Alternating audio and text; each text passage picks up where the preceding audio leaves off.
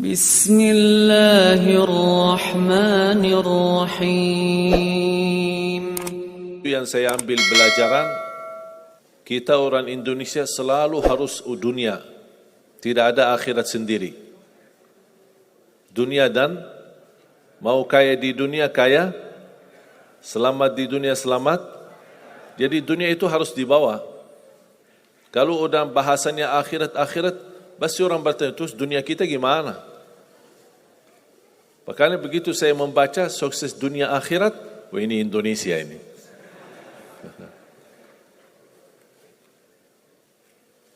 Bahkan hampir setiap ibadah kita pasti yang dikejar dunia.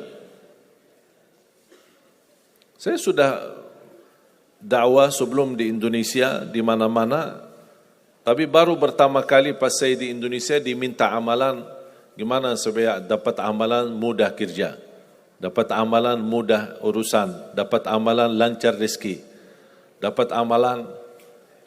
Jadi ujung-ujungnya semua untuk urus dunia.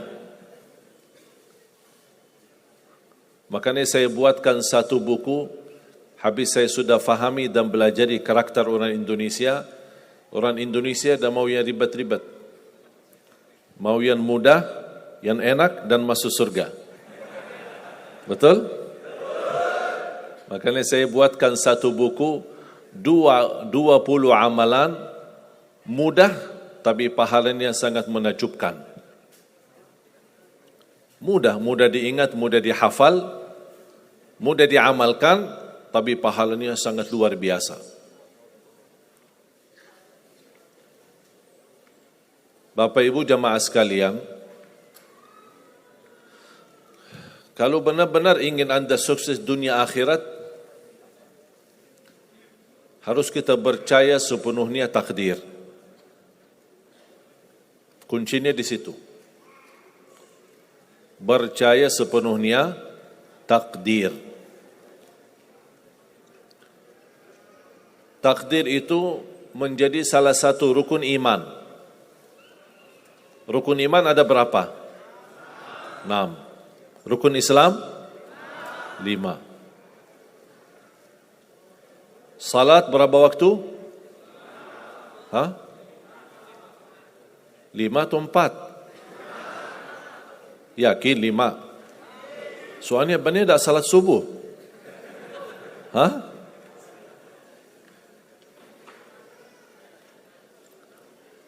Takdir itu menjadi salah satu rukun iman.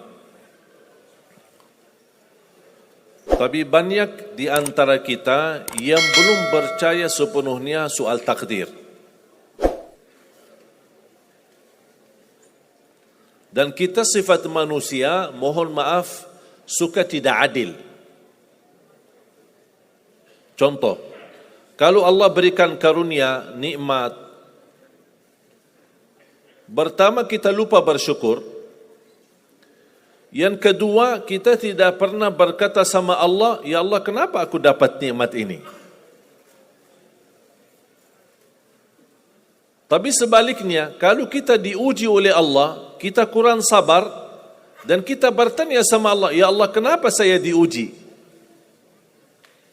Faham enggak? Kalau kita dapat nikmat, ada enggak orang-orang yang lulus misal ujian, dia berkata, ya Allah kenapa saya lulus ujian? Tak pernah. Tapi kalau dia tidak lulus, dia bilang apa? Ya Allah kenapa saya tidak lulus? Ketika ditimpa musibah, dia selalu merasa nyesal atau merasa sakit hati, tersinggung. Berkata sama Allah, kenapa saya diuji? Padahal saya orang baik. Saya jaga salat, saya berusaha mendekat sama Allah. Tapi saya merasa bertambah berat ujiannya. Tapi sebaliknya, ketika diberikan nikmat, dia tidak pernah menyebutkan, ya Allah kenapa saya mendapatkan nikmat ini? Kayaknya si fulan lebih fantas mendapatkan nikmat. Itu tanda manusia tidak adil. Tidak bersikap adil. Makanya subhanallah, semakin Anda mantap imannya terhadap takdir, semakin hidupmu jadi nikmat. Saya kasih contoh.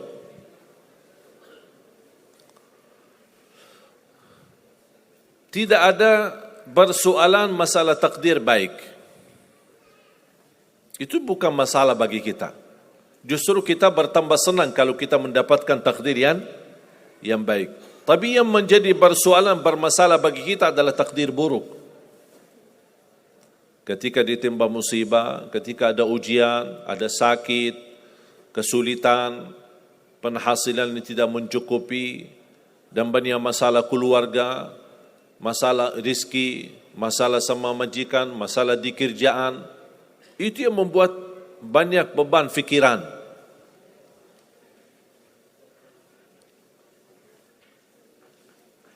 Tapi kita harus tahu, sebenarnya walaupun takdir itu ada baik, ada buruk, kenyataannya buruk, nampaknya buruk, tapi hakikatnya baik. Hakikatnya baik. Tapi kapan kita bisa tahu takdir yang buruk ini bisa menjadi baik bagi kita? Belum tentu sesaat terjadi ujian itu. Bisa jadi belakangan, bahkan bisa menjadi sekian lama baru kita tahu dan sadar. Ternyata takdir itu baik bagi kita.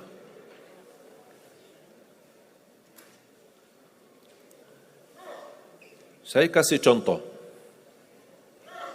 Melalui cerita.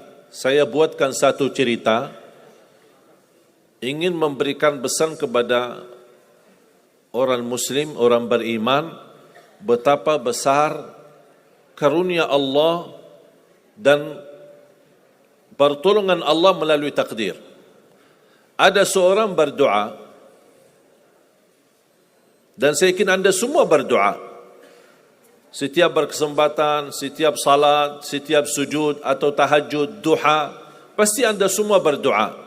Ada yang diinginkan, ada yang hajat-hajat yang belum terkabul, belum tercapai. Bertemu orang salih, bertemu ulama, bertemu habib, minta didoakan, tolong doakan, semoga lancar urusan saya, semoga dapat jodoh, semoga insya Allah dapat keturunan, semoga hasil dan rezeki yang saya dapatkan menjadi berkah dan bermanfaat bagi saya dan keluarga. Ada orang berdoa kepada Allah Subhanahu wa taala. Mohon jamaah sekalian dengar cerita ini baik-baik, karena ada pesan hikmah yang kita bisa ambil.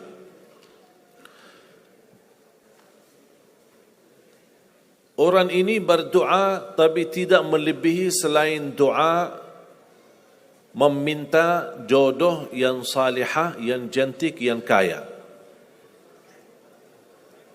Itu aja doanya, tidak ada yang lain.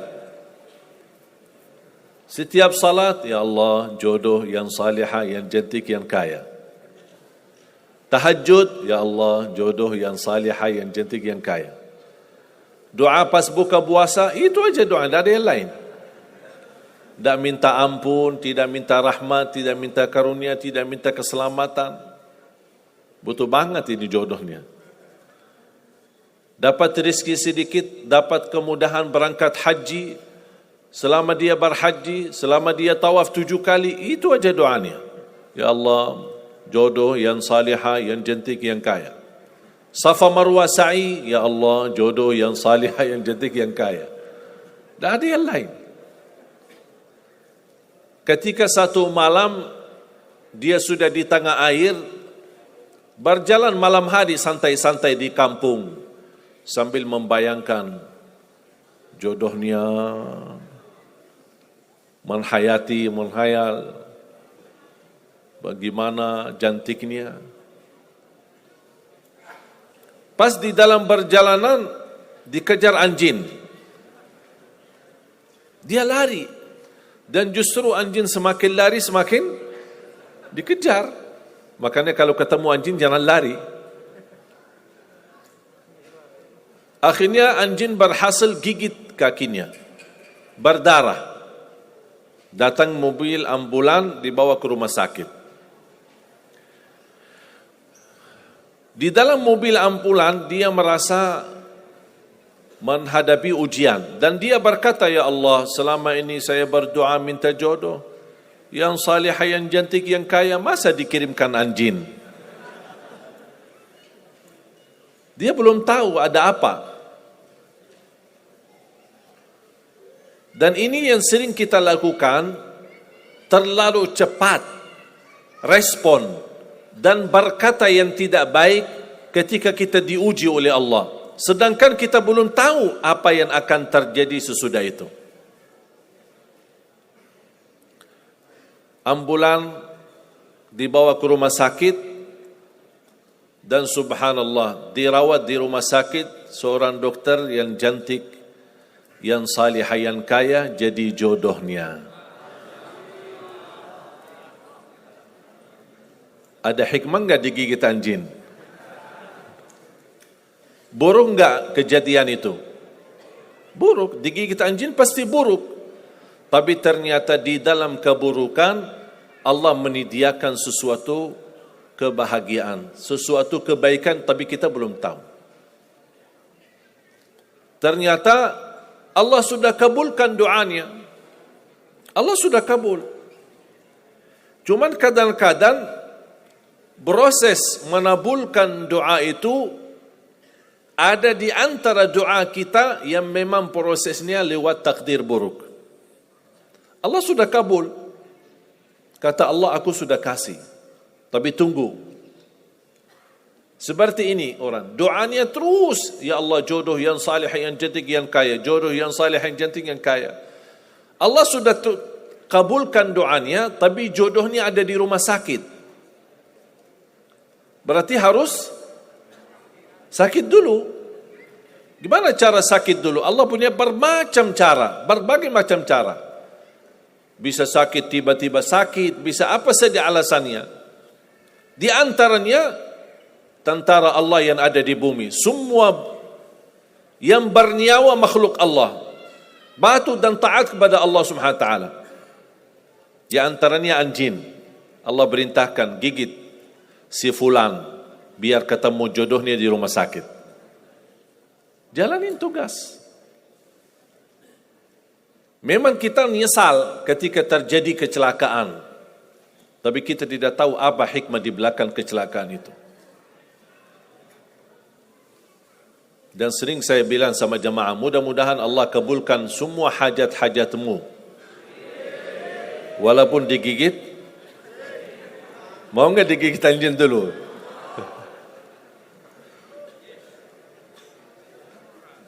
Sebenarnya kalau kita tahu rahasia takdir, apapun yang akan terjadi, kita tidak ada kekhawatiran. Karena kita tahu sesudah ujian ini pasti ada sesuatu kebaikan. Dan yakini Bapak Ibu, Allah subhanahu wa ta'ala maha baik. Allah tidak senang menyusahkan hambanya.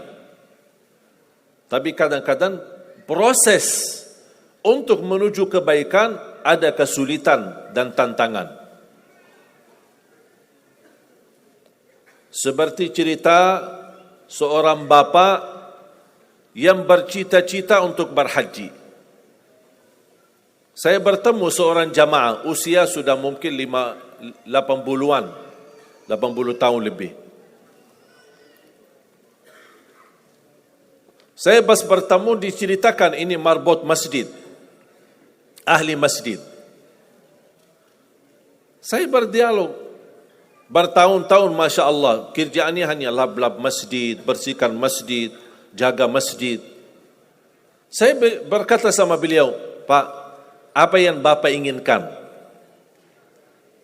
Tahu enggak jawabannya apa? Saya ingin haji. Tapi saya orang tidak mampu. Doakan mudah-mudahan saya bisa haji. Saya bilang insya Allah Pak, kalau soal haji, soal umrah, itu tidak tergantung dengan kemampuan. Ada orang yang tidak punya uang sama sekali, tapi dapat dipanggil bisa haji. Karena haji dan umrah itu hadiah dan panggilan Allah subhanahu wa ta'ala bagi hambanya. Bahkan justru ada orang yang banyak hartanya, tapi tidak tertutup hatinya untuk ke tanah suci.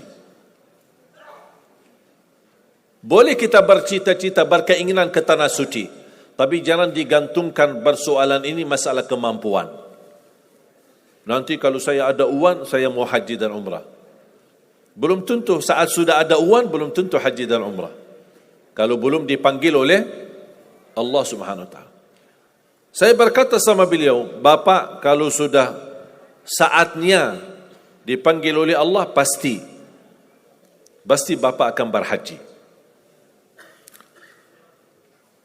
Tiba-tiba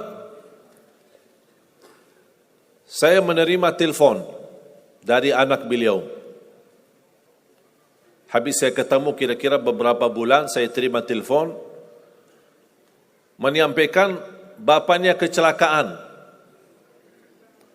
Kok gimana kecelakaan? Apa ceritanya? Dia bilang habis keluar dari masjid, pulang malam hari, nampaknya ada mobil. Pas ayahnya lagi seberang jalan, ada mobil tidak memperhatikan, kemudian tabrak. Alhamdulillah tidak terlalu parah, cuman perlu dirawat di rumah sakit sedikit, sebentar. Saya ke sana, pergi. Rumah sakitnya di mana? Dikasih tahu alamatnya. Saya datang kunjung silaturahim. Pas beliau bertemu dengan saya, nangis dan pingin peluk saya. Dan terus saya tanya gimana? Kata beliau, ada cerita yang istimewa terjadi sama saya. Ternyata orang yang menabrak beliau, orang yang kaya.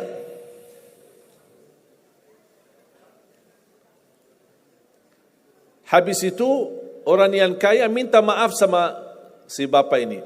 Mohon maaf Pak Haji, mohon maaf Pak Haji. Beliau tambah nangis. Orang kaya bingung, ya kenapa setiap mohon maaf malah nangis dia. Ditanya kenapa Pak nangis, sakit? Tidak, karena Bapak dari tadi bilang Pak Haji, sedangkan saya belum haji. Tertutup hati orang yang kaya, yang dia sediakan biaya haji dan bisa berangkat. Dan kata beliau, betul apa yang disampaikan ketika pertama kali bertemu. Kalau sudah saatnya dipanggil oleh Allah, pasti bisa ke tanah suci. Walaupun ditabrak mobil. Berarti intinya apa? Apa yang saya ingin sampaikan, jangan ada yang merasa menolong atau merasa sakit hati atau merasa tersinggung ketika menghadapi ujian. Merasa belum terkabul keinginannya, Allah sudah kabulkan. InsyaAllah tidak ada di antara kita yang ditolak doanya. Cuman kita mohon maaf kadang-kadang buru-buru, ingin selalu semuanya cepat. Kadang-kadang kalau terlalu cepat apa yang kita inginkan kita dapat, itu bahaya juga. Dan Allah ingatkan, kalau manusia, Allah tidak sulit menjadikan manusia semuanya kaya. Kalau sekarang saya bertanya, mau enggak semuanya jadi orang kaya? Pasti mau, siapa yang tidak mau? Coba bayangkan, kira-kira sulitlah bagi Allah menjadikan semua manusia di bumi kaya raya? Sulit tidak? Tapi pertanyaan saya, kira-kira berjalan hidup kita enggak kalau kita semuanya kaya? Bisa berjalan lancar? Masa enggak? Semuanya kaya raya. Gimana kehidupan kita sehari-hari? Berjalan lancar tidak? Kenapa tidak? Saking banyak kekayaannya. Kalau semuanya kaya, memang sulit menjalani kehidupan. Contoh, cari supir, siapa yang mau supirin kita? Sama-sama kaya. Datang minta tolong sama teman. Boleh enggak ini cariin supir? Aku aja lagi cari supir, dah dapat. Mau punya perusahaan sendiri, butuh tenaga kerja kan? Semuanya orang kaya. Buat apa kalau mereka semua kaya, masing-masing punya pabrik, tapi tidak ada yang bekerja? Sulit nggak jalan hidup? Sulit. Sama sebaliknya, kalau semuanya di bumi miskin, susah. Kira-kira gimana hidup kita? Ya susah juga. Tidak bisa lancar hidup di dunia. Setiap ada orang datang minta tolong, Pak, apalagi saya Pak? Saya aja susah. Tapi makanya ada hikmah. Allah menjadikan ada yang kaya, ada yang miskin. Yang kaya menutupi kebutuhan yang miskin, miskin juga menutupi kebutuhan yang kaya. Saling mengisi. Supaya apa? Supaya dunia ini berjalan. Hidup kita berjalan. Tapi coba bayangkan kalau semua orang kaya tidak mau membantu orang miskin. Dan semua orang miskin sombong dan mau melayani orang kaya. Gimana kehidupan kita? Susah. Makanya jemaah sekalian, kunci Anda sukses dunia akhirat, percayalah takdir. Dan semua takdir itu baik, tapi kita belum tahu rahasianya.